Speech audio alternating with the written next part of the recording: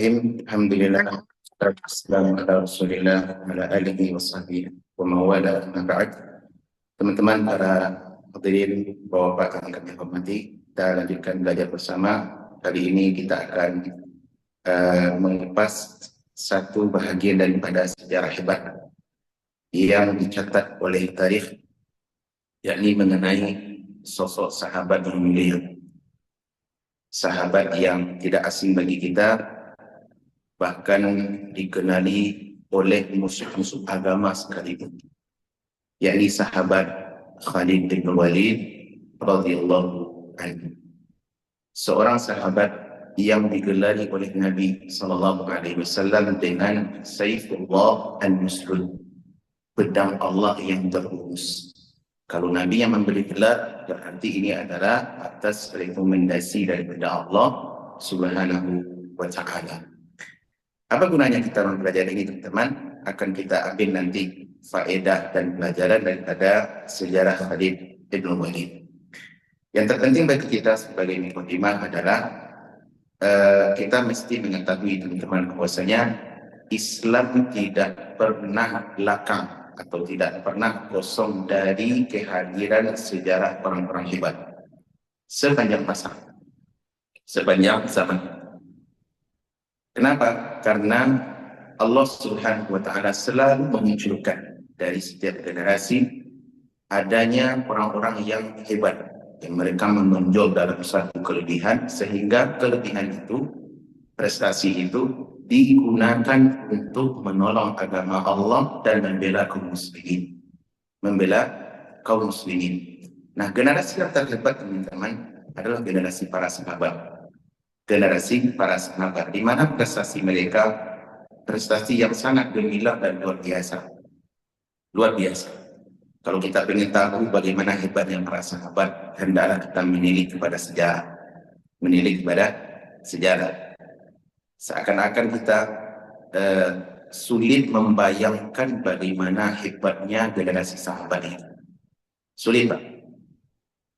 Mereka telah mengorbankan semua kehidupan mereka untuk menolong agama Allah dan membela kaum muslimin. Makanya tidak hanya para sahabat itu, ya, generasi para sahabat adalah generasi spesial yang Allah Subhanahu wa Ta'ala peruntukkan untuk Nabi kita Muhammad sallallahu alaihi wasallam. Kalau ditanya apa? Manakah yang lebih hebat? Generasi sahabat atau generasi penolong para nabi sebelumnya? Kan banyak para nabi itu. Dan setiap para nabi dan rasul dari sepanjang sejarah selalu ada penolong mereka. Ada orang-orang yang follower yang membackup dan menolong mereka.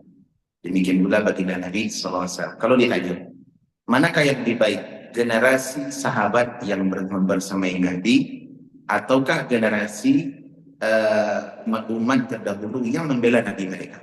Jawaban mana? Generasi bangsa. Dan umat sepakat, para ulama sepakat, generasi yang terbaik di muka bumi setelah para Nabi dan Rasul adalah para sahabat. Adalah para sahabat. Dan tidak ada orang yang membenci sahabat, teman-teman, kecuali orang-orang yang fasik, orang-orang yang zindik. Ya, semisal siapa? Semisal Syiah, mereka membenci para sahabat, membenci para sahabat. Akan sahabat mereka hukumi sebagai orang kafir. Nah, kita Ahlussunnah, kaum muslimin Ahlussunnah wal Jamaah, meyakini sahabat adalah generasi terbaik. Kenapa tidak?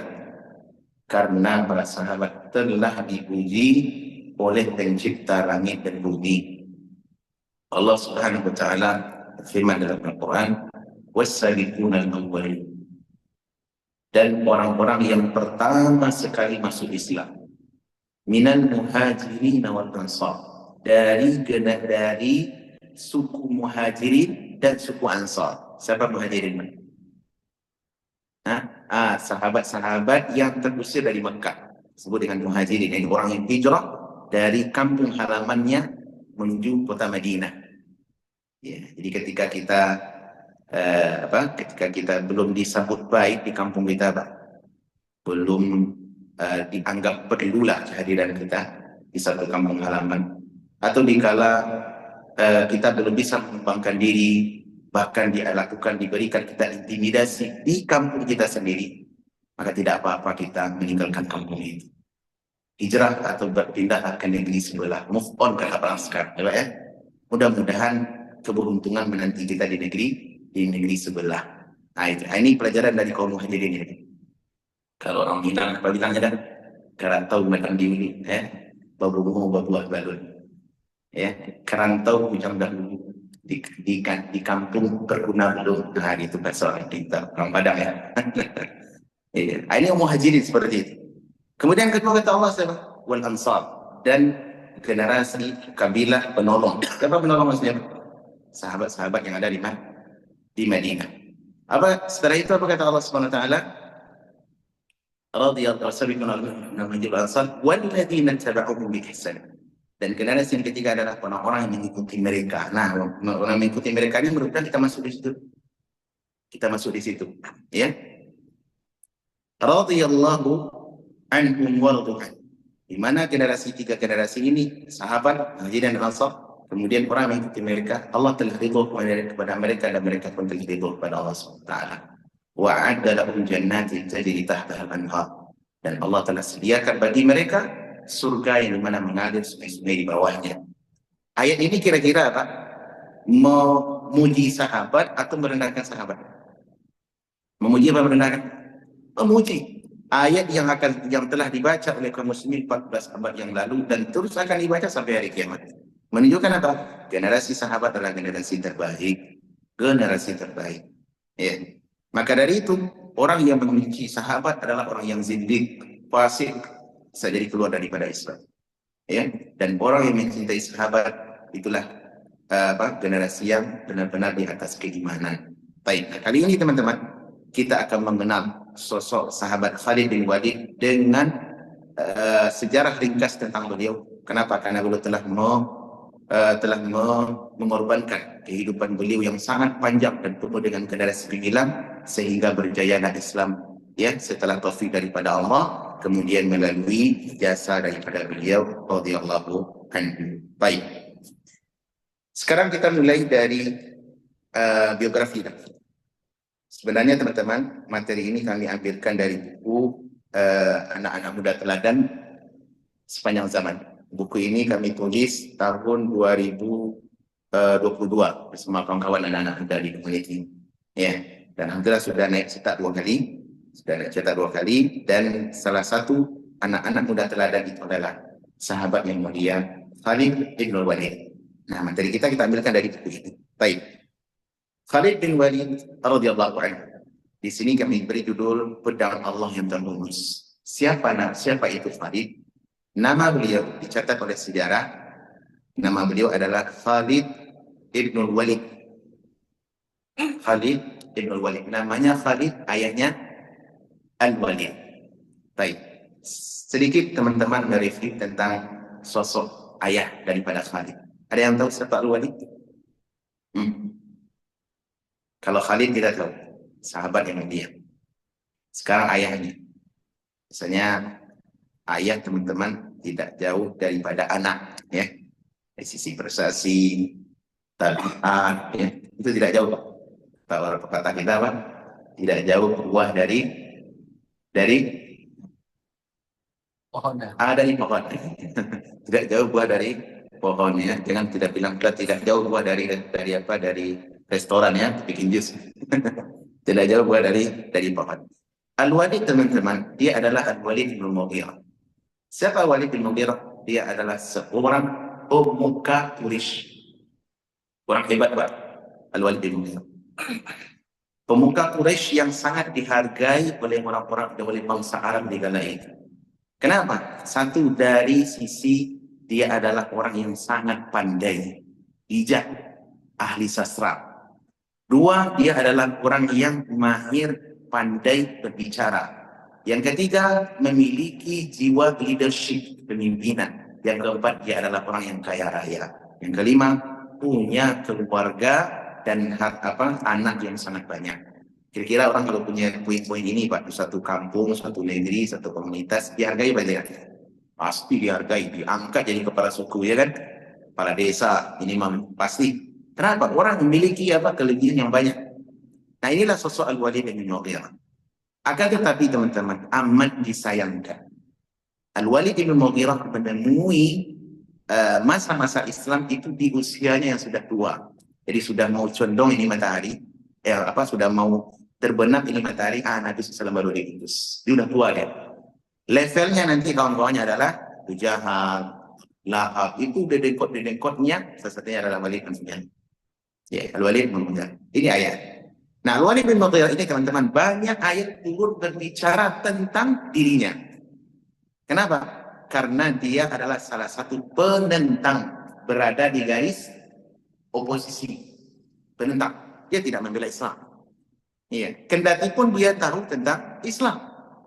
Salah satu ayat yang sering kita dengar, kita baca, terdapat di dalam surat Al-Muddathir. Ya. Al-Muddathir. Ayat di dalam surat Al-Muddathir itu di awal-awal, ya, itu berbicara tentang siapa? Sosok Al-Walid bin Mughirah. Ayat yang tadi. Ketika Abu Jahal memerintahkan kepada Al-Walid, wahai Walid, itu kan ahli syair, pandai sastra, lihai berbicara, sudah tahu dah seluruh tentang retorika dalam ilmu sastra Arab. Coba sekarang temui Muhammad, dengar Al-Quran yang dia baca. Setelah itu beri sebuah sinopsis, kesimpulan. Apa yang cocok kita berikan tuduhan untuk Muhammad dan Al-Quran yang dibaca. Jangan bilang itu kalau jangan sampai bilang pula orang dikatakan wahyu itu. Ya, bilang sesuatu yang lain daripada hal itu. Agar apa? Orang tidak percaya kepada Muhammad dan Islam yang dia bawa. Ini sosok kepala suku, Pak Syekhul Fadilah. Di mana kalau orang berbicara, dia berbicara akan diikuti oleh kaumnya. Benar dia, kaumnya akan ikut. Salah benar dia, kaumnya juga akan ikut. Kepala Syekh Fadilah. Nah, itu. Apa yang dilakukan? Datanglah Walid bin Mughirah di Nabi SAW.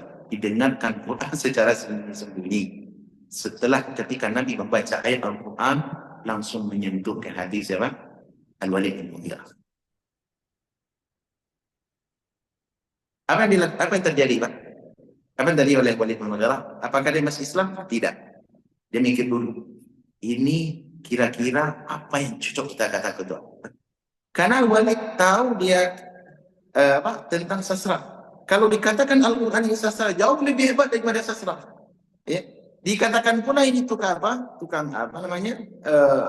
jampi-jampi tukang sihir atau pelet, nggak cocok. Saya lebih tahu tentang ilmu perdukunan. Nggak cocok Al-Quran dikatakan itu. Nggak ada tuh satu pun. Apa yang dilakukan Walid bin Mughirah? Dia pulang dengan wajah yang berbeda. Kalau tadi dia menunjukkan wajahnya ingin apa? Mencari kekurangan yang dibawa oleh Muhammad SAW sehingga dia bisa sampaikan kepada kaumnya, ya, sampaikan kepada kaumnya bahwasanya Al-Quran itu adalah katakan syair atau misalnya. Apa yang dilakukan teman-teman? Pulanglah Walid ke menemui konco-konconya. Siapa konco-konconya tadi? Abu Jahal. Temui apa? Abu Jahal. Kemudian Abu Jahal bertanya, wahai Walid, nampaknya wajahnya tidak seperti yang kau pergi. Pulang sudah berubah dengan apa? Dengan pergi. Pergi tadi berharap agar mencari celah, melihat kekurangan Islam. Ternyata pulang-pulang wajahnya berubah. Nah, gitu. Abu Jahal khawatir, jangan-jangan Walid masuk Islam. Jangan-jangan Walid ternyata tidak. Lalu ditanya oleh Abu Jahal, ya, ditanya oleh Abu Jahal, apa kesimpulannya wahai Walid? Apa yang cocok tuduhan untuk Muhammad dan Al-Quran yang dia baca? Nah, gitu. Apa jawaban Walid?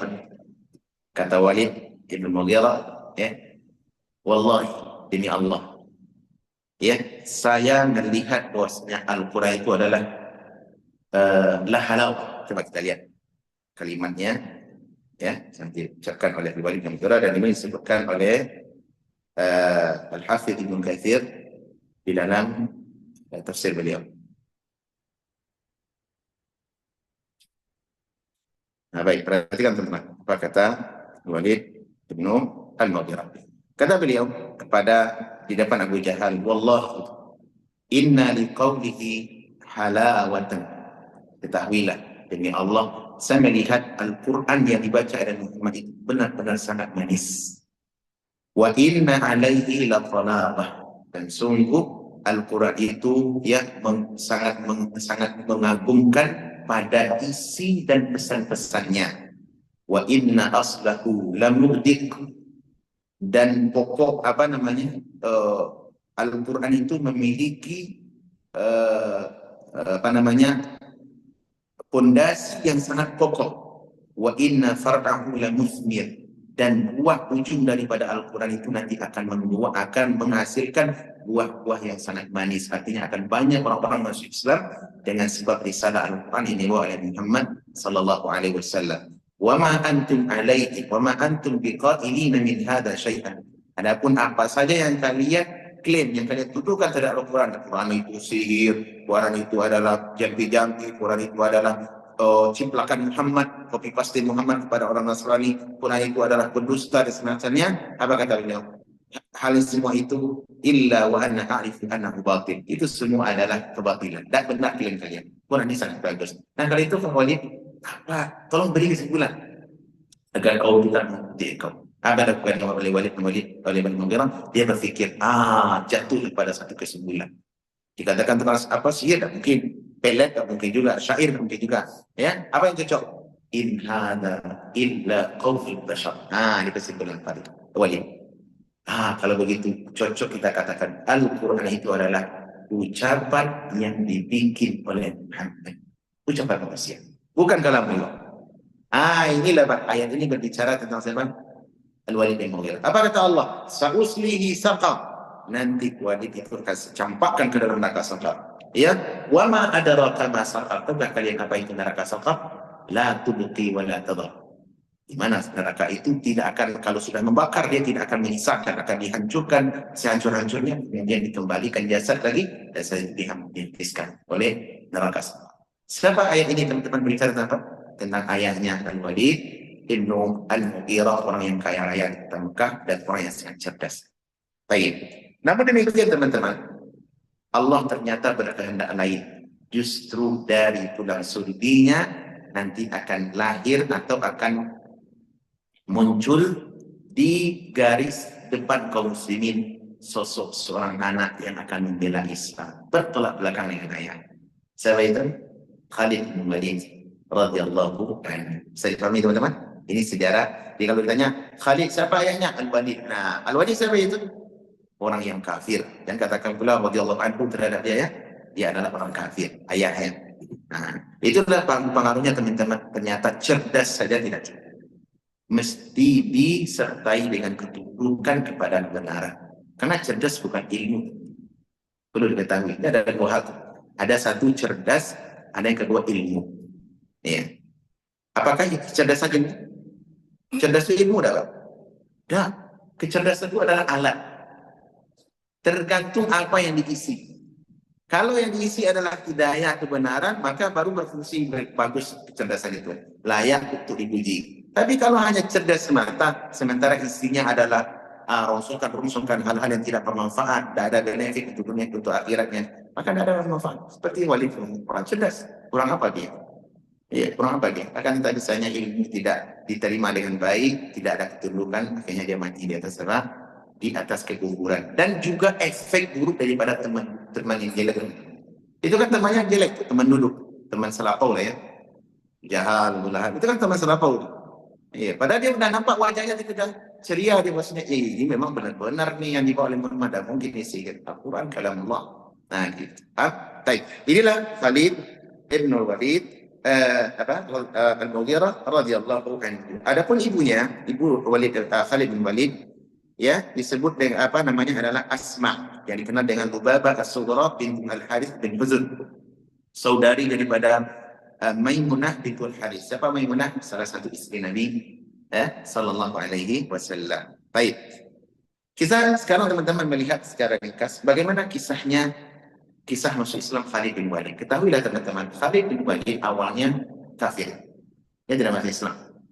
Bahkan di peperangan peristiwa perang-perang besar di awal Islam, ya, Khalid bin Walid berada di frontnya orang-orang musyrik Mekah. Seperti peristiwa perang Badar, perang Uhud, perang Khandaq di Madinah, ya. Itu Khalid bin Walid belum masuk Islam. Khalid masih berada di garis atau di frontnya orang-orang musyrik Makkah. Ya, bahkan salah satu sebab kekalahan ya setelah takdir daripada Allah kemudian melalui kalahnya para sahabat di perang Uhud yang menyebabkan Hamzah bin Abdul Muttalib gugur dan banyak para penghafal Quran wafat meninggal dunia di perang Uhud ya yang sekarang kita kenal dengan apa? Dengan Maqbarah Uhud kalau kita ke Madinah kan Pak? Itu kan bisa itu Maqbarah Syuhada Uhud. Nah, itu peristiwanya itu ingat Khalid bin Walid itu apanya? Gangsternya. Karena kecerdasan dan kepiawaian Khalid bin Walid itu sudah sangat terkenal dari masa jahiliyah. Dia orang yang pandai dalam apa? Memanah, berkuda, bersilat, perang itu sangat hebat sekali. Diakui. Nah, dengan kelihayan dia di dalam mengatur strategi perang, politik perang, maka para sahabat gagal, para sahabat kalah di perang Uhud. Siapa yang mengapa? Pemimpin perang yang hebat masa itu gerilyanya Khalid bin Walid. Tapi belum Islam. Nah, ini Khalid bin Walid. Nah, bagaimana sejarahnya Khalid bin Walid masuk Islam? Kata para ulama, beliau masuk Islam ada yang mengatakan di peristiwa Al-Hudaybiyah. Hudaybiyah. Peristiwa Hudaybiyah ketika Nabi SAW mau umrah bersama para sahabat ke Makkah, ya sekitar abad ke-6 atau abad ke-7, maka Khalid bin Walid di masa itu diajak oleh saudaranya sendiri yang bernama Al-Walid. Jadi ada saudaranya yang sudah masuk Islam lebih dulu. Dan dia menyampaikan kepada Walid bin Mughirah, kepada Khalid bin Walid, bahwasanya hendaklah kau masuk Islam. Sesungguhnya Nabi Muhammad telah mencatat atau telah mengatakan kepada aku, orang secerdas Khalid tidak mungkin dia tidak menerima Islam. Kenapa? Dia punya kecerdasan. Dan Islam itu datang justru untuk menggunakan akal pemikiran dengan cara optimal. Tak mungkin orang sekelas Khalid tidak mau masuk Islam. Mendengar kata itu ternyata menyentuh kepada Khalid. Ini yang bicara Walid nih, saudaranya saudara laki-laki sudah masuk Islam dan dia menyampaikan pesan Nabi seperti itu. Ternyata memberi pengaruh ke dalam hatinya, dia segera merendahkan dirinya dan mempersiapkan kuda berangkat ke kota Madinah untuk menyatakan masuk Islam. Jadi nampaknya Pak, pujian itu kalau ikhlas besar pengaruhnya, ya kan? Coba Nabi Pak memuji Khalid tak? Padahal dia masih musuh. Nabi memuji orang secerdas Khalid tidak layak untuk masuk Islam. Akhirnya memberi pengaruh kepada Khalid ibn Walid. Apa yang terjadi? Khalid pun menyatakan diri masuk Islam, ya. Dan dengan sebab itulah, ya, Nabi SAW pernah bersabda tentang Khalid, la tu'tu Khalidan. Jangan kalian celah Khalid. Fa innahu sayfun min suyufillah. Inilah sebab Khalid diberikan gelar oleh Nabi. Nah, di sini ada hadis yang sahih disebutkan oleh Syekh Albani dan Syekh Al-Naud dalam Sahih Muhibban. Apa kata Nabi? Jangan kalian caci Khalid. Fa innahu sayfun min suyufillah. Karena Khalid adalah salah satu daripada pedang-pedang Allah yang terkunus. Sabbahullahu alal kufar, dan Allah telah menghunuskannya untuk orang-orang kafir. Akhirnya teman-teman, kepintaran Khalid, kekuatan dan kecerdasan gerilya serta politik dalam perangnya itu digunakan di garis kaum muslimin. Siapa dia? Khalid bin Walid, Saifun min suyufillah. Baik. Ini seringkas tentang sejarah Khalid bin Walid radhiyallahu anhu dalam proses masuk Islam. Kemudian teman-teman, Nabi SAW setelah Khalid masuk Islam, bagaimana sikap beliau? Belum memberikan posisi yang bagus untuk Khalid. Artinya apa? Belum memperlakukan Khalid sama dengan sahabat-sahabat secara umum. Kenapa? Karena ini saudara kita baru masuk Islam. Walaupun Khalid terlambat masuk Islam, tapi belum pandai memposisikan dan mempelajari atau memanfaatkan bakat yang ada pada diri Khalid. Apa yang dilakukan Nabi Pak? Sering Nabi mengutus Khalid sebagai kepala atau panglima perang di masa Nabi SAW masih hidup. Jadi banyak peperangan di masa Nabi. Ketika Khalid ada, maka Khalid ini utus sebagai apa? Panglima perang. Dan ini bentuk kecerdasan Nabi. Beliau pandai memanfaatkan potensi-potensi yang ada di kalangan para sahabat. Karena kan potensi manusia tidak sama. Saya dengan Bapak potensi kita berbeda. Iya, Bapak mungkin unggul lihai di bidang ini, saya tidak pernah tahu tentang itu. Iya, dan masing-masing manusia demikian. Iya, ala kulihat Nabi SAW memanfaatkan Khalid. Dan banyak peristiwa perperangan itu dia yang diutus menjadi panglima perang adalah Khalid dengan Walid. Salah satunya di perang apa? Salah satunya di perang Mu'tah. Perang Mu'tah itu di masa Nabi SAW masih hidup. Ya, perang Mu'tah yang mau meluluh lantakkan orang Romawi. Nah, salah satu panglima perangnya di kala itu adalah Ja'far bin Abi Thalib, kemudian siapa? Eh, kemudian satu lagi Ibnu Jarrah, ya kalau saya tidak keliru, dan Khalid bin Walid, tiga panglima perang. Dan ini tentu Pak menjadikan Khalid bin Walid sebagai apa? Menjadi lebih percaya diri. Kenapa? Nabi tidak menyanyiakan beliau. Walaupun Khalid bin Walid adalah salah satu orang yang sangat kencang di dalam perusahaan terhadap Islam. Coba perang-perang besar, Khalid sebagai panglima perang dari kaum dari pihak musuh. Bahkan Hamzah bin Abu Thalib paman Nabi, yang Nabi SAW sangat sedih dengan wafatnya Hamzah. Ya, singanya syuhada Hamzah di peristiwa apa? Perang Uhud. Ya, dan itu tentu tidak lepas dari apa? Sepak terjangnya Khalid bin Walid. Akan tetapi itu sudah terjadi di masa lalu dan Nabi SAW ingin membuka lembaran baru bersama kehidupan Khalid bin Walid radhiyallahu anhu. Saya pahami teman-teman? Nah, sekarang kita lihat bagaimana prestasi Khalid bin Walid. Banyak sekali prestasi beliau, tapi yang kami catat di sini ada beberapa. Satu, tentang prestasi beliau di perang Yarmouk. Perang Yarmouk, teman-teman, perang yang menghadapi apa? Tentara Bizantium, Romawi Timur. Ya, Romawi itu bukan apa? Ada dua. Ada pertama Romawi Timur yang ada di Vatikan atau Italia sekarang. Yang kedua ada di di Bizantium Barat, Bizantium yang kedua atau Romawi yang kedua, yaitu di Turki yang sekarang. Itu ada dua dulu Pak. Dan semuanya Kristen. Semuanya Kristen. Nah, di perang Yarmouk teman-teman, di perang Yarmouk,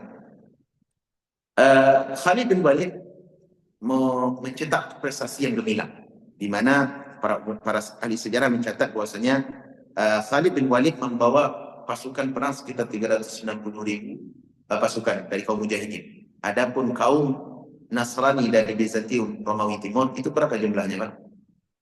Berapa jumlahnya peristiwa musuh dari di perang Yarmouk? Jumlahnya kata para ulama sampai 240.000 pasukan. Imbang nggak tuh, Pak? Pihak Islam 36.000. Adapun musuh jumlahnya berapa? 240.000. Kali berapa itu? Berapa kali tadi? Berapa? 6, hampir 10 ya. Dia 240, 36, berarti hampir 8 ya. Perlipatan 8 gitu ya. Coba kali 7 atau 8 kali lipat Pak musuh, dan itu yang dibentengi oleh sahabat Khalid bin Walid radhiyallahu anhu. Apa yang terjadi? Kemenangan berada di pihak kaum muslimin. Nah, ada peristiwa-peristiwa besar teman-teman yang dicatat oleh sejarah di perang Yarmouk itu, ya. Salah satunya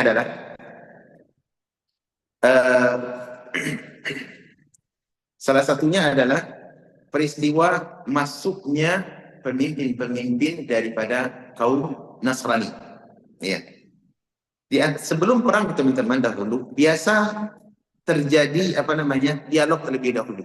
Dialog dalam artian apa yang ingin membuat apa yang menjadikan sebab perang itu terjadi, itu biasanya ada dialog terlebih dahulu. Bahasa kita apa sekarang? Diplomasi lah ya. Diplomasi. Jadi sebelum perang dimulai harus ada dialog dulu. Dan cara berdialog bagaimana? Panglima perang tertinggi dari dua belang pihak kaum muslimin atau musuh itu berhadapan. Ngapain mereka? Dialog.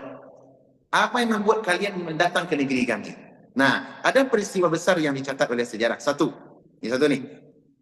Ketika mau berdiplomasi dan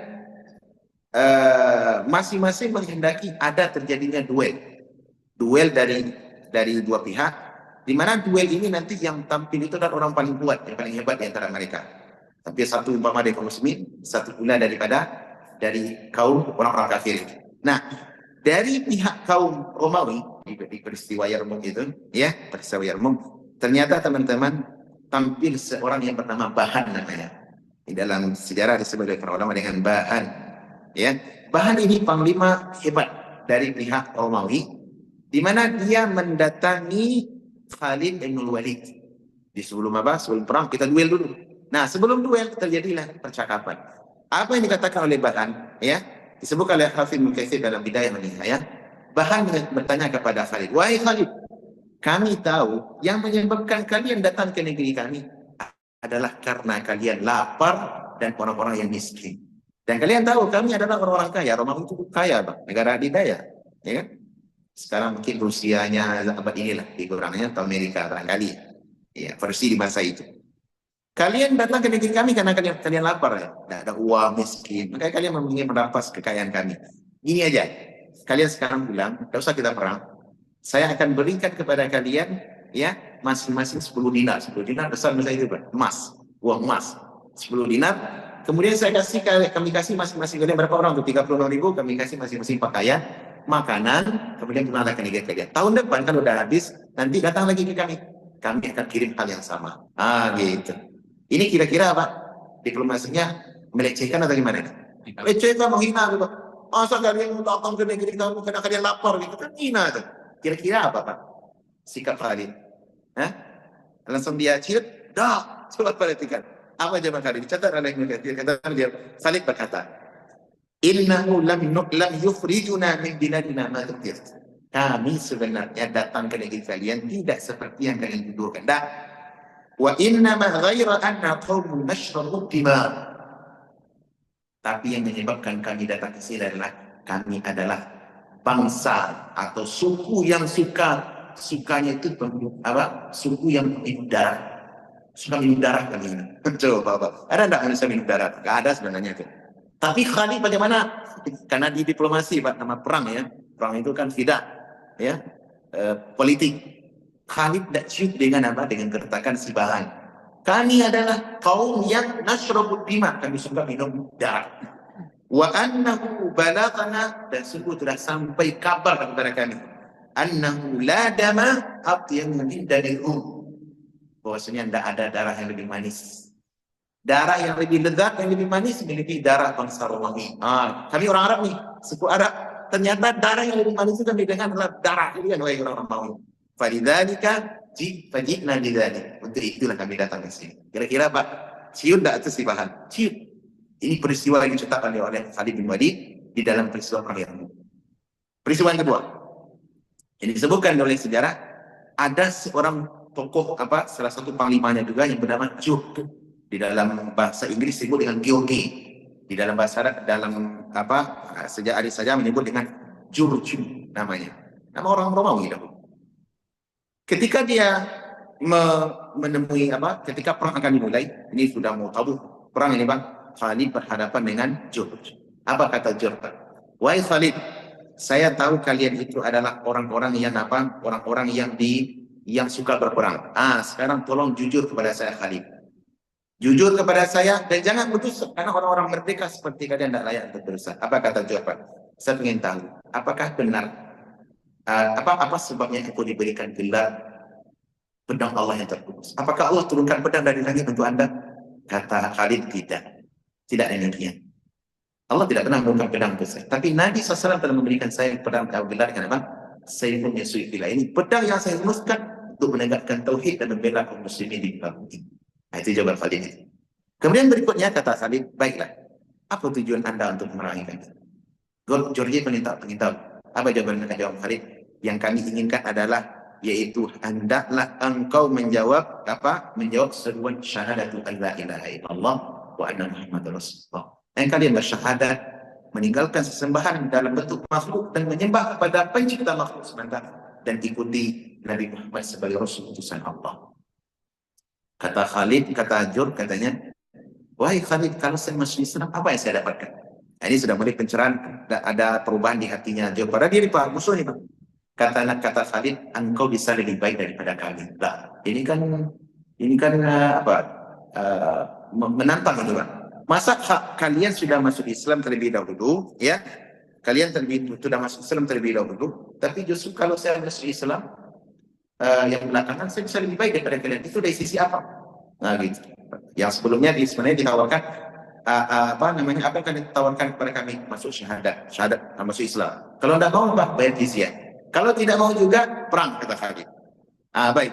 Khalid Jur bertanya, kalau saya masuk Islam apa yang saya bisa dapatkan? Kata Khalid, engkau bisa lebih baik daripada kami. Kemudian Jur bertanya, wahai Khalid, bagaimana kau bisa saya masuk Islam belakang, tapi kedudukan saya bisa setara dengan kalian, ya, bahkan bisa lebih dari kalian. Apa jawaban Khalid? Perhatikan di sini. Khalid menjawab begini, manzilatuna wahidah. Kemudian maaf ya, sebentar.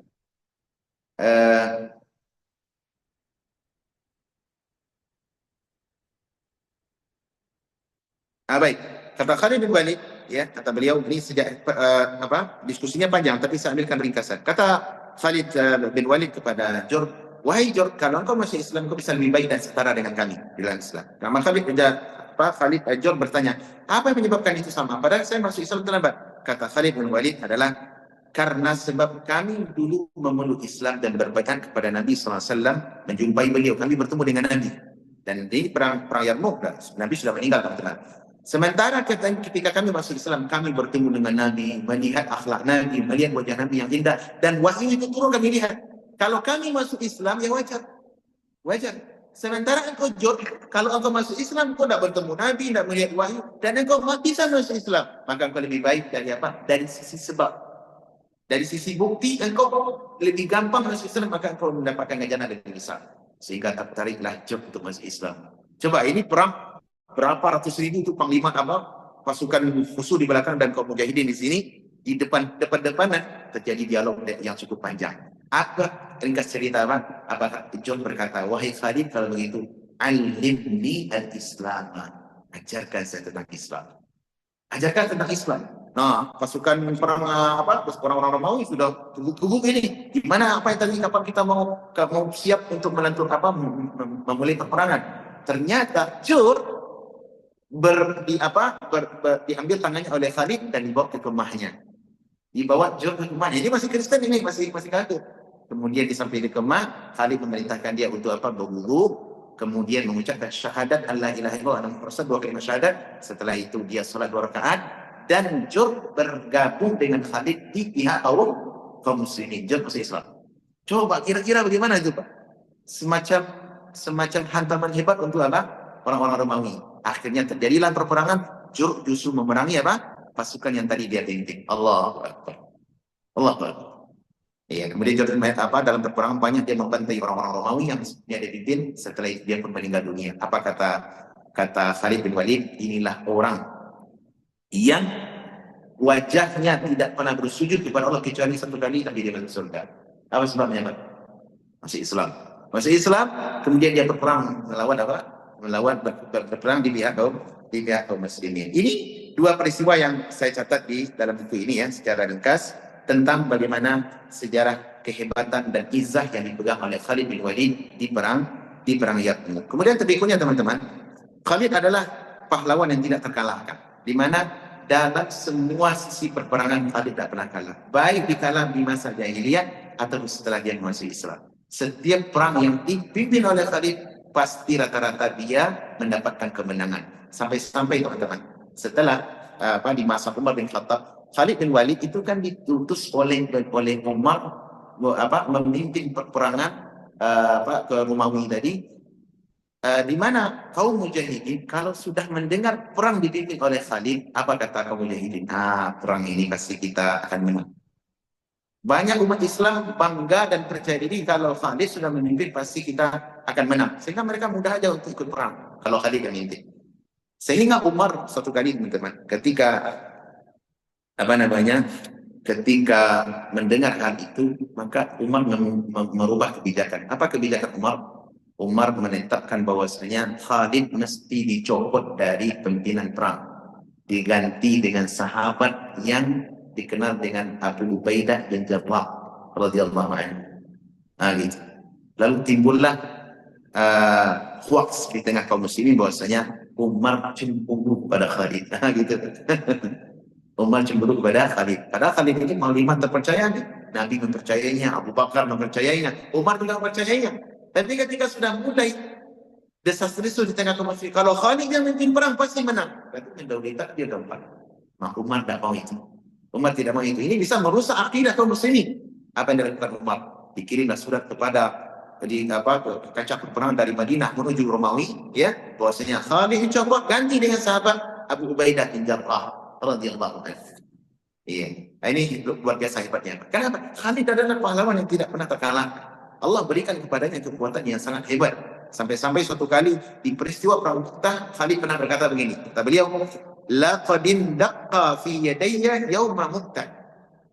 Sungguh telah patah di tanganku pedang-pedang pada peristiwa pada hari-hari Mu'tah tis'atu asyaf, sebanyak 9 pedang. Jadi Khalid kalau perang itu dia punya membawa pedang 9, pedangnya besar-besar. Besar-besar pedang itu semuanya patah. Ya, kata beliau, "Fama sabarat fi yadiya illa safihatun li yamaniyah." Dan tidak ada dari 9 pedang itu semuanya patah, tidak ada yang bersama yang bertahan bersama itu kecuali satu pedang yang buatan dari Yaman. Bagaimana Pak perangnya itu Khalid sampai pedang saja patah? Dan pedang Khalid pedang yang sangat besar, pedang yang buatan luar negeri, dan yang bertahan bersama dia hanya satu pedang, itu apa? Pedang yang terbuat dari apa? Dari negara Yaman. Inilah Khalid bin Walid radhiyallahu anhu, pedang Allah yang terhunus dan panglima perang yang tidak pernah terkalahkan. Nah gitu. Makanya Umar mencabut dia bukan karena Umar cemburu kepada Khalid, tidak, tapi karena orang-orang sudah mulai mengagungkan Khalid bin Walid terlalu berlebihan. Dan demikianlah pemimpin, teman-teman. Pemimpin yang beriman dan berilmu, dia akan menjaga keutuhan tauhid umat, bukan justru merusak tauhid umat. Tidak. Sebagian pemimpin hari ini mereka tidak peduli dengan akidah umat. Coba lihat di Indonesia, bagaimana keadaan kaum muslimin menjamur keyakinan-keyakinan sesat, orang-orang bodoh berbicara masalah agama, tapi itu seakan-akan dibiarkan, semakin hari semakin banyak bibit-bibit yang tumbuh. Apa sebabnya? Pemimpin tidak tahu perhatian dalam masalah ini, menjamu. Adapun di masa Umar, kalau kayak tadi itu kan hal yang wajar lah tuh Pak ya, bahasa kita ya. Kalau Khalid memang dia pandai dengan strategi perang, menang terus ya wajar lah secara akal manusia. Tapi Umar tidak. Ini ada peluang merusak akidah. Ya.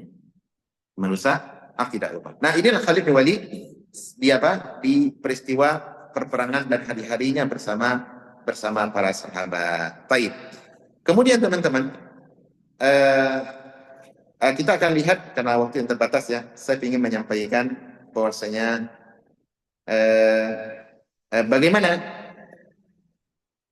bagaimana sejarah meninggalnya Khalid bin Walid. Khalid bin Walid, teman-teman, beliau meninggal di tahun 21 Hijriah. Tahun 21 Hijriah, ya. Di mana tahun 21 Hijriah tanggal 18 Ramadan, dan beliau dikuburkan di daerah Hims. Hims kalau saya tidak keliru mungkin di daerah Syam ya. Di daerah Syam, beliau meninggal di sana. Ya, Khalid bin Walid. Kemudian dan beliau meninggal di masa kekhalifahan sahabat Umar bin Khattab radhiyallahu anhu. Jadi ketika Umar menjadi khalifah, Khalid meninggal dunia di masa itu. Meskipun sepak terjang beliau membersamai Nabi tidak lama, ya, namun sejarah beliau dicatat di dalam dalam biasanya terhadap Islam, ya, terhadap Islam. Dan Khalid memang hebat di dalam peperangan, sampai-sampai orang kafir pun mengakui bagaimana hebatnya Khalid di dalam strategi perang.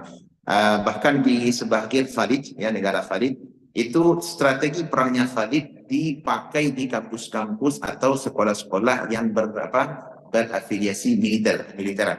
Bagaimana strategi perang Khalid itu dipelajari di sebahagian kampus-kampus atau kampus-kampus atau lembaga pendidikan yang berafiliasi kepada militer. Ya, sampai hari itu diakui di sebagai negara Khalid. Baik. Kemudian ada satu catatan yang kami sebutkan di sini, bahwasanya Khalid sebelum meninggal dunia, teman-teman, beliau pernah berkata begini. Apa kata Khalid? Ketika beliau akan meninggal dunia, kata beliau, "Laqad syahidtu mi'ata zahfin." Saya telah menghadiri perang lebih daripada 100 kancah perperangan. Coba 100 perperangan jihad yang beliau jalani oleh Khalid. Au zaha'aha, atau lebih. Wa ma fi jasadi min shibrin. Tidaklah ada satu satu jengkal, ya, tidak ada satu jengkal pun di tubuhku, ya, illa wa fihi darbatun, kecuali ada bekas tebasan pedang, au ta'natun au ramiyah, atau hunjaman tombak ataukah tusukan anak panah. Jadi tidak ada satu jengkal pun di tubuh Khalid kecuali sudah ada bekas pedang, tombak, ataupun bekas anak panah. Ya. Kemudian kata beliau, "Wa ana amutu ala firashi." Dan sekarang inilah saya, seorang Khalid, mati justru di atas di atas ranjang kematian, di atas tempat tidur, ya. Kama yamutul ir, sebagaimana matinya seekor keledai. Sebagaimana matinya seekor keledai. Fala namat a'yunul jubana. kata beliau, maka janganlah mata ini terpejam sebagaimana terpejamnya mata-mata para pengecut. Ya. Sebagaimana terpejamnya mata-mata para pengecut. Kemudian kata beliau, wa ma min amalin arja min la ilaha illallah wa ana mutatarrisum biha. Dan tidak ada amalan yang lebih aku harapkan melebihi daripada pengamalan kalimat la ilaha illallah yang aku berperisai dengannya. Artinya beliau tidak berbuat syirik setelah masuk Islam, beliau memperbagus keislamannya, kemudian menggunakan menunjuk potensi yang menonjol yang dititipkan oleh kepada beliau untuk menolong agama Allah dan membela umat Islam. Baik, kisah ini disebutkan oleh Al-Imam Ibn Asir di dalam kitab beliau Usudu Al-Ghabah. Baik, perhatikan teman-teman, ya, bagaimana Khalid meninggal dunia, ya. Beliau wafat di atas tempat tidur. Itu yang namanya ajal, ya. Padahal lebih daripada 100 kancah peperangan yang beliau ikuti, baik jadi pemimpin ataupun jadi prajurit. Namun yang namanya ajal tetap berlaku sesuai dengan takdir dan kehendak Allah Subhanahu wa taala. Ya, Khalid di mana meninggal? Bukan di mana jihad. Beliau justru di mana meninggalnya, di atas ranjang. Kenapa? Karena mau tidak menghampiri beliau. Ya, setelah takdir tentunya, kemudian melalui apa? Melalui kehebatan beliau di dalam perang. Ya, tidak ada. Kalau dilihat sebab-sebab perperangan, Pak, sebab-sebab kematian itu sudah layak wafat sebenarnya Khalid. Coba, beliau mengatakan tidak ada satu jengkal pun di tubuh kecuali ada tebasan pedang atau kemudian tombak atau tusukan anak panah. Kira-kira kalau kita melihat pernyataan Khalid, dari apa fisik beliau terbuat? Dari apa fisik beliau terbuat? Tidak mati, walaupun sudah banyak anak panah yang menghampiri badannya. Seakan-akan di hari ini, Pak, ya, kalau kita bayangkan, seperti film-film yang dibikin oleh orang-orang Eropa. Orang Amerika yang bikin film-film robot atau film-film Rambo dan sebagainya. Itu kan seakan-akan menunjukkan mereka adalah orang-orang yang hebat. Orang-orang berfisik keras dan kuat gitu. Padahal sejarah telah mencatat bahwasanya orang yang seperti itu justru ada di generasi sahabat. Ada di generasi siapa, Pak? Generasi sahabat. Seperti Khalid bin Walid. Aturannya sudah meninggal, Pak. Coba kalau kita jangankan pedang, ya, kita aja kena tusuk jarum itu kemarin sakitnya, ya kan? Apalagi kalau kena tusuk pisau, udah meninggal dunia. Kenapa? Lemah kita. Beda dengan generasi sahabat. Itulah generasi yang Allah siapkan untuk membela Nabi. Kata Allah bin Mas'ud, qaumun ikhtarahumullah bi suhbatin Nabi. Suatu generasi kaum yang Allah pilihkan langsung di atas langit untuk membersamai Nabi. Kenapa? Ini untuk membela agama ini. Orang-orang hebat. Ya, tusukan demi tusukan ternyata tidak membuat Khalid meninggal dunia di perang di lapangan, di kancah peperangan. Beliau sebelum wafat di atas ranjang kematian. Tapi meski demikian, Khalid merasa tidak senang, Pak. Karena beliau orang yang sangat mencintai perang, mencintai jihad. Iya, mencintai jihad beliau. Maka beliau mengatakan, saya lebih mencintai, andaikan kata beliau ini, andaikan saya dihadapkan di suatu malam, di mana malam itu adalah malam pengantin, bertemu dengan calon istri. Hari yang sangat indah, sangat indah. Permulaan lembaran baru dalam kehidupan kita, bertemu dengan sang istri yang akan kita temui di malam pertama. Kata Khalid bin Walid, malam itu jika dibandingkan dengan satu malam yang penuh dengan kedinginan, membeku, namun untuk menuju perjalanan ke kancah perperangan, lebih saya sukai malam yang penuh dengan kedinginan ini. Allahu Akbar. Menunjukkan apa? Darahnya begitu hangat dan mendidih untuk memperjuangkan kebenaran di muka bumi. Khalid bin Walid radhiyallahu anhu. Maka ketika Khalid meninggal dunia, Umar pun sedih.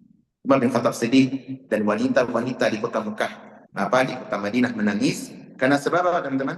Karena sebab meninggalnya Khalid bin Walid radhiyallahu anhu. Baik, ini ringkas teman-teman karena waktu yang membatasi. Namun saya ingin memberikan taklik atau beberapa pelajaran yang bisa kita ambil dari kisah Khalid bin Walid. Satu, pelajaran yang pertama yang bisa kita ambil dari kisah Khalid bin Walid adalah, yakni kita sebagai seorang muslim tidak boleh berputus asa di dalam mengantarkan hidayah. Ya. Kenapa? Karena hidayah itu teman-teman murni dari Allah Subhanahu wa taala. Coba perhatikan Khalid. Khalid itu berada di pihak musuh. Mereka adalah posisi dari kaum muslimin. Meskipun demikian Nabi tidak berputus asa dari Khalid banyak. Justru beliau mencari celah, cara dan peluang sebagus mungkin bagaimana mengislamkan Khalid. Karena dia orang hebat. Islam butuh orang-orang hebat. Islam butuh orang-orang hebat. Oleh karenanya jangan pernah putus asa. Hatta dengan saudara kita sekarang. Walaupun dia berbeda aliran dengan kita, berbeda pemikiran atau orang kafir, maka hendaklah obsesi, himmah dan goal tertinggi kita bagaimana mengantarkan hidayah Islam kepada mereka. Kalau mereka sudah Islam tapi jatuh kepada ajaran-ajaran sesat, bagaimana himmah dan goal tertinggi kita mengajak mereka, mengenalkan mereka kembali kepada sunnah. Itu jadi kita membawa hidayah, membawa sebab hidayah kepada manusia, bukan untuk merendahkan dan mencaci kaum muslim, mencaci orang lain, tidak.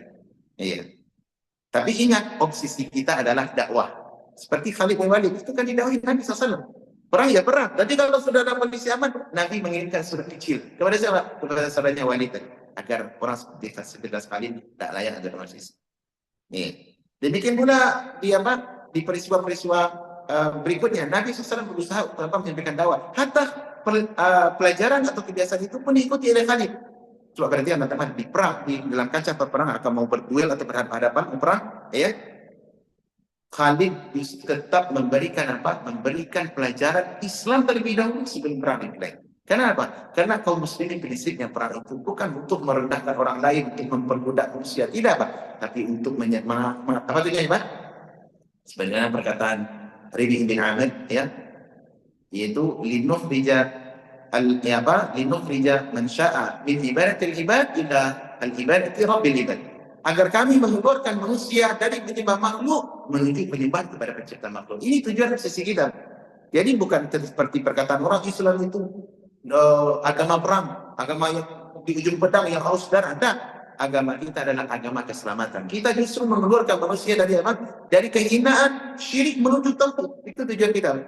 Dari kezaliman agama-agama yang dibikin oleh manusia menuju keadilan Islam. Dan Islam adalah agama yang adil. Ini belajar pertama. Jangan kita pernah berputus asa sampai yang selama Jawa masih dengan ibadah masih ada pekerjaan untuk masuk Islam. Walaupun Khalid. Hatta Umar bin Khattab. Umar bin Khattab itu orang yang sangat benci kepada Nabi SAW. Ini membunuh Nabi. Sampai-sampai ada yang mengatakan salah satu pernyataan daripada kerabat Umar dahulu pernah mengatakan begini, mengomentari Umar bin Khattab. Katanya, la yuslimu hatta yuslima Imam Umar. Bahwasanya Umar ini mustahil masuk Islam sampai masuk Islamnya keledainya Umar atau keledainya ayahnya Umar. Keledai mungkin tidak masuk Islam, Pak. Gak mungkin. Menunjukkan apa? Mustahilnya Umar untuk masuk Islam. Akan tetapi kehendak Allah berkata lain. Justru Umar yang sangat membenci Nabi, yang akan menjadi yang telah menjadi bandit untuk membunuh Nabi SAW. Tapi justru jenazahnya sekarang berdampingan dengan kuburan Nabi SAW di kota Madinah. Allah Akbar. Karena itu teman-teman jangan putus asa. Obsesi yang terbesar kita buat dalam hidup ini adalah hidayah, dakwah. Ada kesempatan dakwah, sampaikan dakwah. Tidak ada polis perang, kita berdakwah. Gitu. Pama datang nih, Paus Franciscus ke Jakarta, ke Indonesia. Kita duduk dengan yang benar, duduk. Boleh Pak. Tapi ingat, himmah kita, gol kita dakwah. Itu Pak. Itu penting. Bukan justru dikasih dia kesempatan. Tidak, jangan salah paham pula ya. Nampak orang kafir, petingginya, kasihlah majelis di masjid. Tak boleh gitu. Himmah kita dakwah. Ajak dia makan, senyum dengan dia bercerita. Kemudian sampaikan dakwah kepadanya. Ini pelajaran pertama. Kemudian yang kedua, pelajaran yang kedua adalah bagaimana memanfaatkan potensi. Ini penting. Nabi SAW adalah orang yang sangat pintar, cerdas dan bijak. Beliau sangat pandai memanfaatkan potensi sahabat. Kenapa? Karena sahabat itu beragam. Dari kabilah-kabilah yang berbeda, kemudian potensi yang bermacam-macam. Dan Nabi SAW tidak ingin menyetarakan sahabat di satu posisi, tidak Pak. Tapi justru Nabi memanfaatkan potensi-potensi yang ada, kemudian diasah potensi itu. Sehingga apa? Masing-masing potensi sahabat menjadi menonjol dan semuanya dimanfaatkan untuk Islam. Ada yang ahli di bidang ilmu dimanfaatkan oleh Nabi. Seperti siapa? Abu Hurairah. Itu sahabat yang putar itu Pak. Perang mungkin belum kurang, tapi dari sisi kecerdasan dan ilmu belum memanfaatkan. Sehingga Abu Hurairah memberikan kontribusi besar dan kepada Islam berupa apa? Penyalinan hadis-hadis Nabi sallallahu alaihi wasallam. Sahabat Abu Musa al-Asy'ari pandai dalam Al-Quran, suaranya bagaikan mizmaru Daud, seruling Nabi Daud, saking bagusnya dia membaca Al-Quran. Nah, dimanfaatkan Abu Musa al-Asy'ari bidang Al-Quran. Ubay bin Ka'ab bidang Al-Quran. Abdullah bin Abbas bidang tafsir. Ya, Abdullah bin Mas'ud fakihnya, ulamanya, sahabat. Artinya apa? Nabi pandai memanfaatkan peluang. Kemudian di saat yang sama, sahabat-sahabat yang menonjol dalam sisi kekuatan, strategi, keberanian digunakan oleh, diasah potensi itu oleh Nabi sehingga benar-benar menonjol di bidangnya. Siapa? Sa'ad bin Abi Waqqas. Sahabat yang dihai dalam perang. Irak itu yang sekarang sudah butuh Persia menyembah api menjadi Islam karena biasa Sa'ad bin Abi Waqqas. Iya. Yang ahli diplomasi digunakan oleh Nabi SAW sebagai ahli diplomasi. Ya, bagaimana dia berproses seperti siapa? Seperti yang membebaskan apa? Yang membebaskan Mesir, gubernur Mesir. Siapa itu? Siapa gubernur Mesir? Itu kan ahli diplomasi, digunakan oleh Nabi, biasa potensinya sebelumnya masuk di agama kafir, sekarang masuk Islam, digunakan oleh Nabi potensi itu. Ya, demikian seterusnya teman-teman. Kemudian Zaid bin Thabit, ya, pandai menulis, pencatat wahyu. Muawiyah bin Abi Sufyan, pencatat wahyu. Kemudian ada sahabat yang pandai dalam bahasa, sehingga mempelajari bahasa Ibrani, orang-orang Yahudi dahulu, dalam masa 17 hari pandai bahasa. Digunakan potensi itu. Tidak semua sahabat diposisikan oleh Nabi SAW. Hatta Khalid bin Walid. Di mana menunjukkan Khalid bin Walid dalam sisi perperangan, maka diasah oleh Nabi SAW dan dimanfaatkan kesempatan itu. Khalid tidak ahli Quran, Pak. Jangan sebut pula Khalid hafal Quran, dah. Sampai-sampai ada suatu perkataan dari Khalid bin Walid, apa kata beliau? Syaghalani al-jihadu an ta'allumil Quran. Suatu kali Khalid pernah mengatakan begini, sesungguhnya jihad ini telah menyibukkan aku daripada belajar Al-Quran. Yani beliau tidak sempat belajar Al-Quran secara keseluruhan, memahami tafsir sebagaimana Abdullah bin Mas'ud dan Abdullah bin Abbas. Tidak. Kenapa? Beliau fokus di satu titik. Dan ini pelajaran terbesar untuk kita teman-teman. Bahwasanya hendaklah kita pandai memanfaatkan potensi. Baik itu potensi kita, potensi anak-anak kita dan orang-orang terdekat kita. Kalau guru pandai mempelajari potensi anak-anak. Karena potensi manusia sama semuanya. Namun demikian, setiap potensi itu yang menonjol diasah, dibaguskan, kemudian masing-masing adalah kita memberikan dedikasi, pengabdian untuk agama Allah. Yang pandai jihad dengan jihadnya, yang pandai berdagang dengan perdagangannya, yang pandai ilmu kedokteran dengan ilmu kedokteran, yang pandai ilmu teknologi komputer dengan ilmu komputernya. Dah harus semuanya jadi Pak Ustaz, Pak. Dah harus semuanya menjadi hafiz Quran. Dah harus semuanya menjadi apa? Menjadi ulama, tidak. Masing-masing sesuai potensinya. Namun ingat, basis ditanamkan, bosnya mereka harus mengerti tentang Islam, tentang akidah yang mesti mereka yakini, kemudian jadikan hikmah mereka. Semua kita adalah harus berjuang untuk menolong agama Allah di ilmu kedokteran dan kedokteran ini. Maka Nabi SAW mengatakan, kaum manusia itu, kaum muslim itu bagaikan al-ma'adin. Apa itu ma'adin? Yakni barang-barang apa istilahnya ini, Pak? Yang hasil dari bumi ini, pasir, adanya minyak, adanya itu ma'adin namanya, kekayaan bumi. Artinya apa? Masing-masing kita memberikan kontribusi. Pasir mengokohkan bangunan, ya. Kemudian gas memberikan manfaat ini, emas memberikan manfaat itu, tembaga, besi, metal dan sebagainya. Semuanya memberikan manfaat untuk kaum muslimin. Inilah manusia. Iya. Nah, hendaklah kita mengambil manfaat ini. Makanya begitu teman-teman, adalah sebuah persepsi yang salah, bahwasanya kita melihat anak kita itu tidak mampu dia di bidang agama, umpama dia kurang dalam menghafal, tapi justru kita dongkrak, Anda harus hafal Quran 30 juz. Ini salah sebenarnya. Saya juga tanamkan pada adik-adik. Tidak demikian mendidik. Ajarkan mereka bahasa Islam, tapi jangan disamakan mereka dalam potensi harus jadi ustaz semuanya, jadi ulama. Karena potensi manusia berbeda-beda. Makanya Al-Imam Ibnu Qayyim ada perkataan yang bagus dalam kitab beliau Tuhfatul Mawdud, ya. Dia ini hendaklah setiap orang mengetahui bakat yang Allah ciptakan pada masing-masing anak, yang dimana bakat itu diasah, kemudian dijadikan dia menonjol, sehingga nanti jika mereka besar memberi manfaat besar untuk kaum muslimin. Ada yang pandai bahasa Inggris, pandai dengan bahasanya. Ada yang pandai ilmu teknologi, ilmu ilmu nuklir dengan ilmu nuklir. Untuk membela Islam. Ketika Islam sudah meninggalkan prinsip ini, sebagaimana diajarkan oleh Nabi SAW, maka Islam akan terdapat kemunduran. Semuanya jadi apa? Jadi ustaz. Siapa yang mengurus pasar? Sehingga ekonomi dikuasai oleh orang Yahudi dan selisahnya. Inilah pelajaran-pelajaran yang bisa kita ambilkan dari kisah Khalid bin Walid. Mudah-mudahan bermanfaat untuk saya dan seluruh kaum muslimin. Kita tutup dengan wassallallahu wasallim ala nabiyina Muhammad wa ala alihi wa sahbihi ajma'in. Wassalamualaikum warahmatullahi wabarakatuh.